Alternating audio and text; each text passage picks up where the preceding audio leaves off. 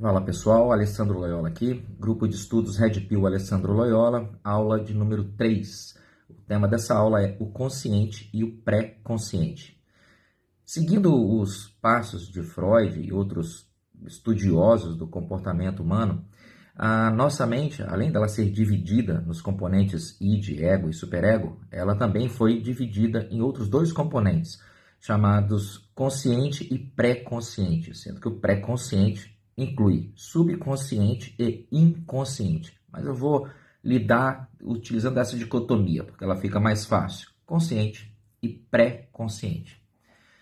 Durante muito tempo, enquanto os caras pesquisavam lá neurologia, neuropsiquiatria, pedagogia, desenvolvimento infantil, durante muito tempo, a vida mental dos seres humanos ela era considerada um processo monoliticamente consciente por natureza. Havia consciência e, para fora dali, nada mais havia.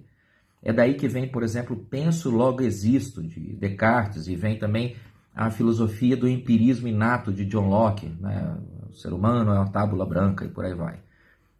O fato é que a mente pré-consciente, para esses caras, era nada menos que uma sombra, se fosse com muito isso, uma sombra da mente consciente real.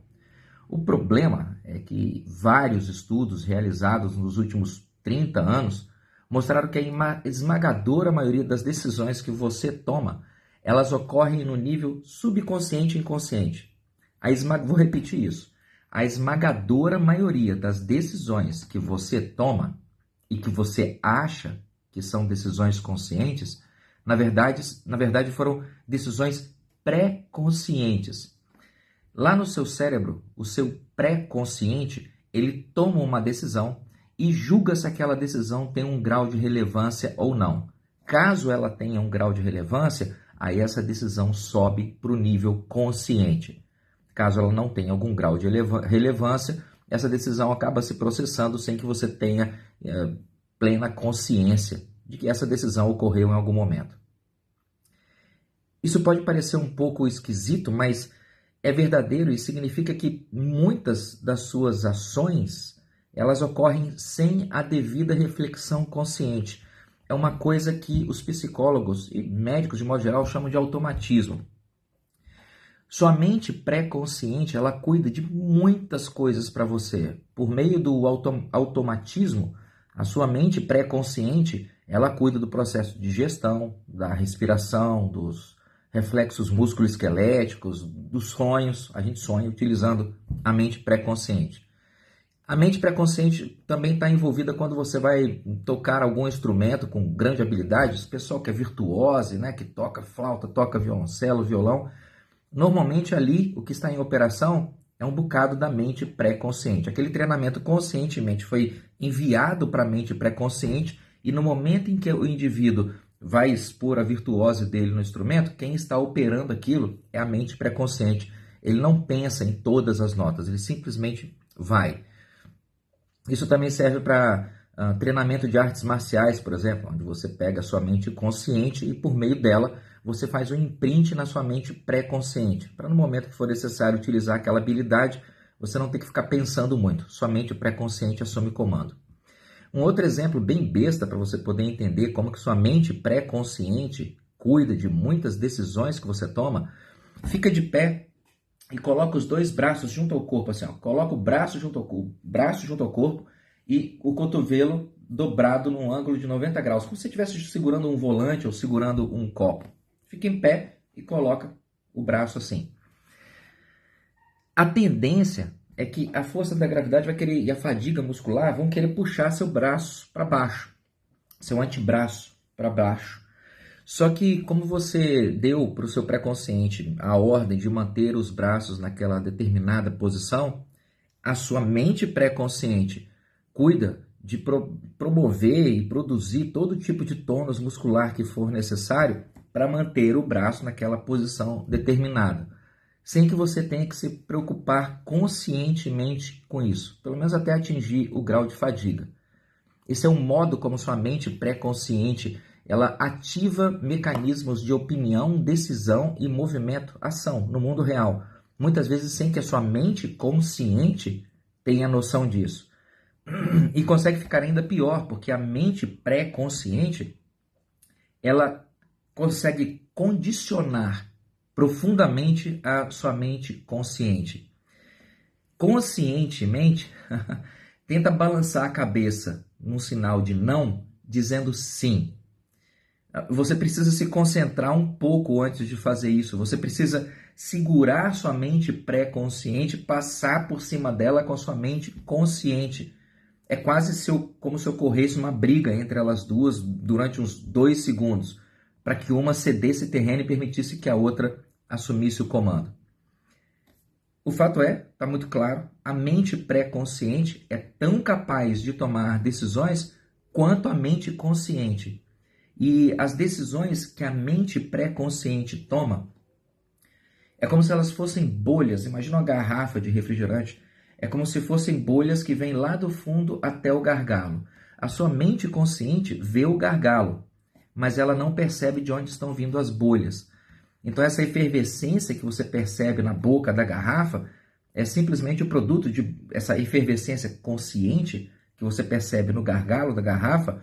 É só um produto da efervescência dessas bolhas que aconteceram na sua mente pré-consciente. Decisões que você não tinha pleno comando sobre elas. Se você tiver coragem e perguntar a si mesmo com grande sinceridade, até que ponto eu sou capaz de explicar as verdadeiras causas do meu comportamento? Se você fizer essa resposta para você, essa pergunta para você, a resposta mais sincera vai ser não muito. Você não é muito capaz de explicar as verdadeiras causas do seu comportamento, porque muitos dos seus comportamentos não vêm da sua mente consciente, ela vem da mente pré-consciente. O pré-consciente que tem aí no seu cérebro, ele reage aos estímulos do ambiente e toma decisões de maneira essencialmente emocional. E só depois ele comunica à mente consciente o que ele tomou de decisão e permite que a mente consciente coloque uma cauda de raciocínio e lógica em cima dessas decisões.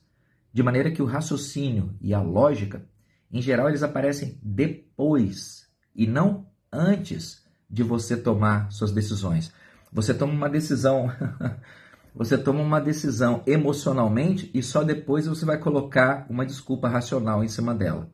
Se você fosse sincero, você ia aceitar que aquela é uma decisão, muitas vezes é uma decisão emocional que brotou lá do seu pré-consciente. O subconsciente e o inconsciente, eles não são estúpidos. O nível de inteligência envolvido nas escolhas que a sua mente pré-consciente faz é equivalente ao nível de inteligência que está presente na sua mente consciente. O grande lance aqui é conseguir fazer você compreender que muitas das decisões que você toma, elas foram decididas pelo seu cérebro de maneira automática, sem a participação da sua mente consciente. No momento em que você compreende isso, você pode começar a refletir melhor e com um maior grau de honestidade sobre as decisões que você anda tomando. Os aprendizados dessa vida, a cultura, a escola, nossos relacionamentos com as outras pessoas, as propagandas que a gente é bombardeado o dia inteiro, especialmente as propagandas subliminares, tudo isso constitui um grupo de influências que determinam as preferências e os padrões de comportamento que vão sendo armazenados na sua mente pré-consciente, de onde eles vivem dando pitaco, ensinando você o que você deve fazer ou não fazer.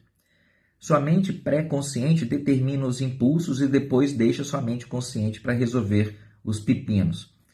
Por isso, se você quer realmente se conhecer e entender a sua mente, eu recomendo que você, sempre que for tomar uma decisão ou fazer algo, que você lembre de colocar id, ego, superego numa mesa e permitir que o ego guie o debate. E tendo sempre a atenção de que algumas coisas, algumas soluções e caminhos que o seu ego vai propor, essas decisões elas podem vir lá dos porões da sua mente pré-consciente.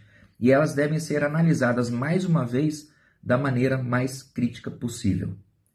Eu sei que isso algumas vezes pode parecer id, ego, superego, consciente, inconsciente, pré-consciente. Isso tudo pode parecer meio coisa demais, mas se você for lentamente pegar um papel, vai escrevendo mais ou menos os pontos mais importantes, igual a gente fazia na época da escola, você vai ver que faz um sentido danado e te dá te agrega um valor, um ganho competitivo imenso para você poder lidar com essa ferramenta incrível que Deus colocou no meio da orelha da gente, chamada cérebro.